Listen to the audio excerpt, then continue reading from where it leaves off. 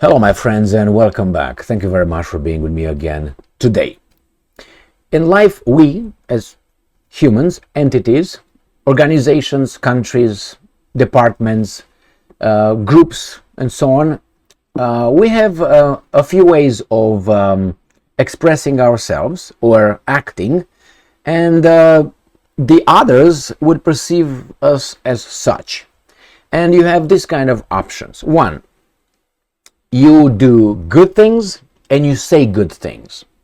And people or everybody, the onlookers, they will analyze you as, hey, that's a fantastic individual, organization, and so on. Good talk, good deed. The next one underneath that is you talk dirty, you don't talk nicely, but you get the job done. You do it. So you say, well, he's not talking very nicely. He has a dirty mouth, but he gets the job done. It's good with that one. The other one, the last one, is he has a dirty mouth and doesn't do shit, or get engaged in dirty actions and behavior. That's bad. But here you have two little ramifications. One, you do the same. So you are a bad mouth and a no good in behavior. Behavior is bad, talk is bad, but you say, yes, man, that's what I am. I'm a thug. I talk shit and I act the same way I'm talking. Well, that's above the last portion, the bottom one. The bottom situation is this.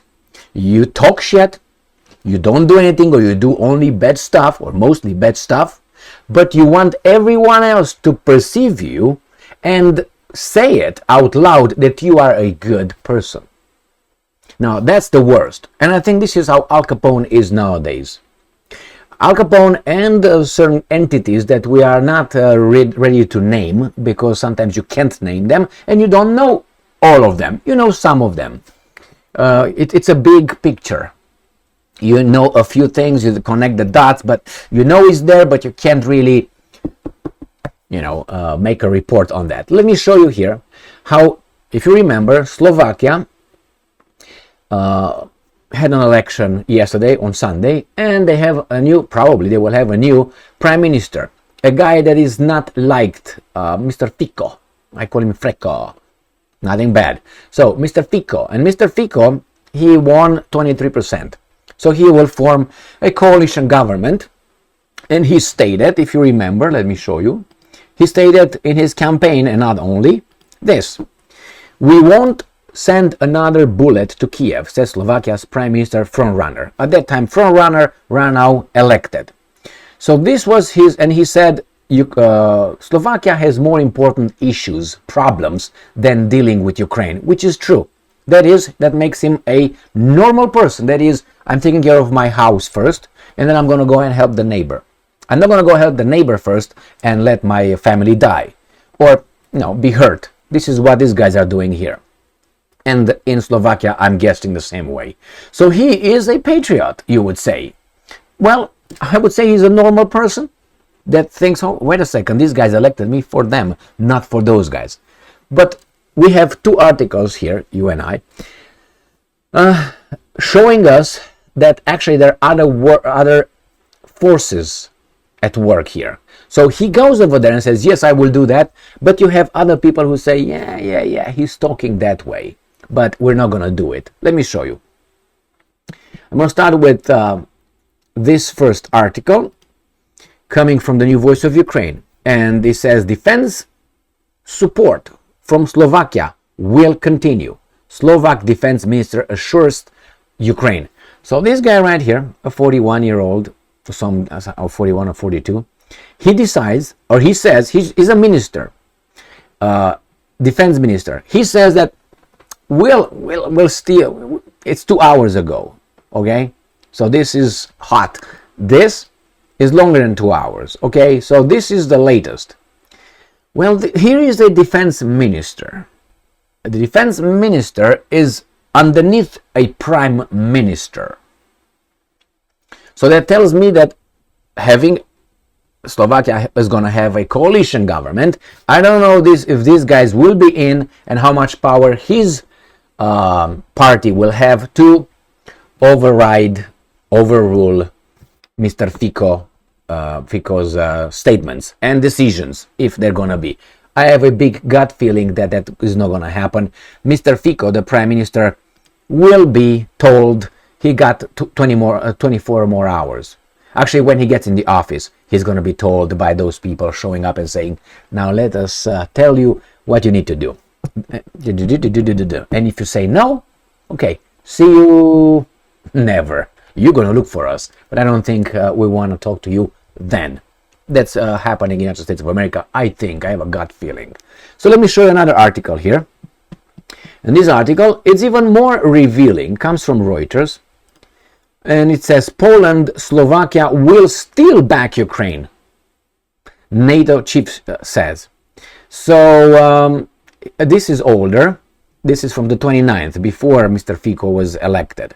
So he says, regardless what Slovakians vote, they will still back them. They will still. And his point is, they're part of NATO, and they will participate in the meetings, and we're going to take care of them to do what they need to do. So let's see. NATO Secretary General Jens Stoltenberg on Friday said he was confident that both Poland, if you know, Poland said no more weapons, we got to take care of ours, blah, blah, blah. Our defense against, I don't know whom exactly. It's not Russia, because Russia is going to use nuclear weapons with Poland. I have 99% certainty that the Russians will not engage the Poles if that time will come, and I hope it doesn't. They will not engage the Poles with conventional weapons. I don't think so. They're going to say, okay, thank you very much for the opportunity. Zip, zip, zip. And you stay over there. What are they going to do? Attack us? You're kidding me. We're going to blow everything up. And you don't want that because you have more to lose than I. So bye-bye. So would continue to support Ukraine in its war with Russia after imminent elections, despite recent harsh rhetoric towards Kiev. You see, so elections don't really matter what those guys want over there. They're tangled, they're grabbed in this NATO and not only.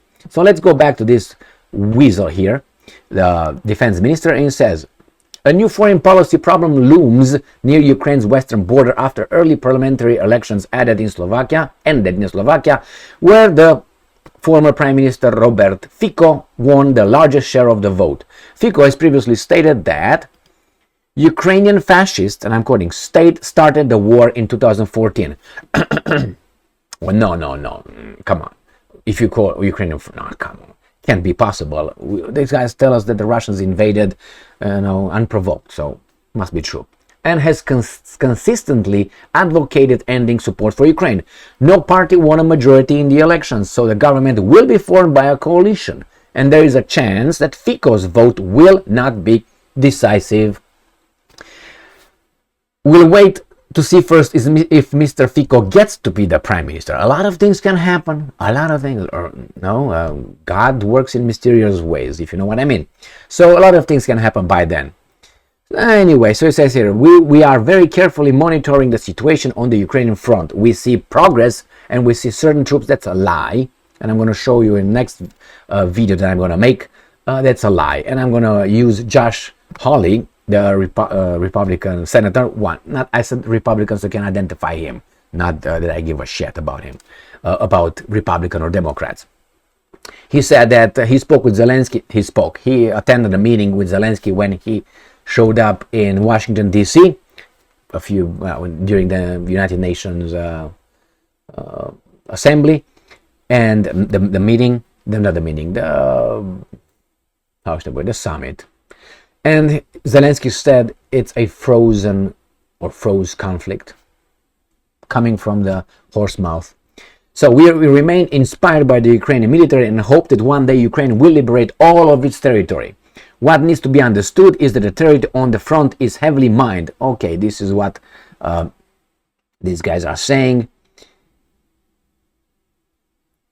Yeah. You spoke, this is a question, you spoke about Slovakia's support for Ukraine, which is particularly relevant given the recent election results. Will this support continue if anti-Ukrainian parties have have power, take powers. Well, it's not anti-Ukrainians, it's pro-Slovakian. How about that? And he said, yes. So the answer is yes. This is a legitimate question because some politicians have made rather harsh statements regarding support for Ukraine and even about its termination. I can assure you that defense support will definitely continue. But what? That's correlated with this idiot. Remember? So it will definitely continue.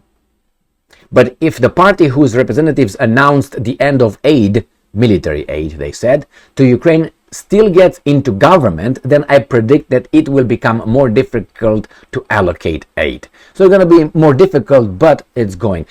The same goes for humanitarian aid. However, now, this guy right here, the bad dude right now, he said humanitarian aid will be sent to Ukraine. So here you have, my friends, some people who, you vote however you want. We love democracy, but then we're going to take care that you do what we tell you to do. NATO is in no authority to tell Slovakian people how they voted their representatives what to do. Well, that's the way it should work. But in reality, you see, you vote one time and these guys do for 4 years what the fuck ever they want. And what can you do? Vote next time. Work within the system. Vote for another one that is, again, in the pockets of his parents, donors. Thank you very much for being with me again today. Stay strong, stay smart, look for the truth, and be just.